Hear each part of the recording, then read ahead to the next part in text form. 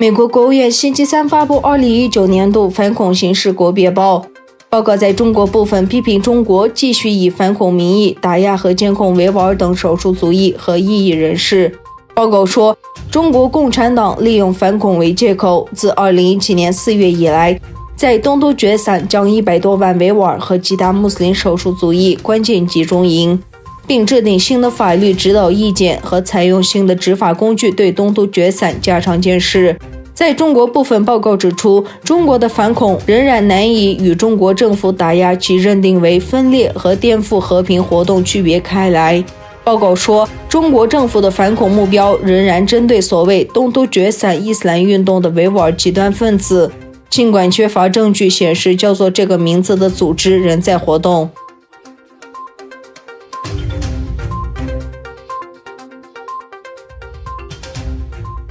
美国国务卿蓬佩奥周三发表声明，抨击中国对非洲信贷政策为空洞承诺。声明指出，美国致力于与非洲建立更健康和更为繁荣的长期伙伴关系，但上周举行的中非论坛却令人遗憾地看到中共的空洞承诺和陈词滥调。蓬佩奥指出，北京开出空头支票。蓬佩奥指出，习近平虽然表示坚持人民至上、生民至上，但与武汉肺炎病毒疫情未能承诺真正保持透明和为疫情负责任。中非特别首脑会议于6月17日通过视频会议举行，在峰会上，中国外交部在与非洲国家的合作领域做出承诺，特别是建立 5G 网络，优先使用武汉肺炎疫苗，并免除今年到期的非洲国家的无息贷款。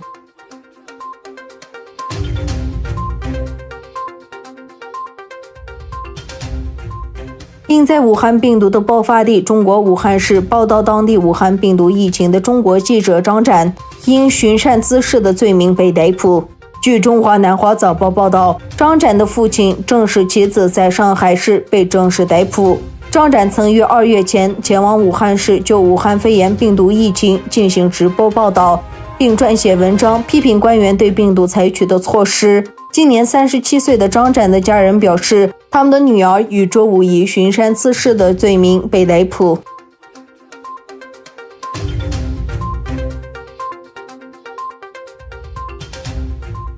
美国总统唐纳德·特朗普与到访的波兰总统杜达在白宫举行会议。特朗普说，期待美波两国签署防务合作协议。波兰还宣布购买32架 F-35战机。特朗普说，我们还与波兰就发展波兰核电站的协议进行合作。特朗普表示，波兰提出希望增加驻波美军的规模，美国可能会将部分从德国撤去的美军部署至波兰。特朗普在双方联合会议上强调，波兰会承担驻军费用。特朗普日前表示，将把驻德美军人数减至25000人。他说，德国只支付了他必须支付的钱的2%。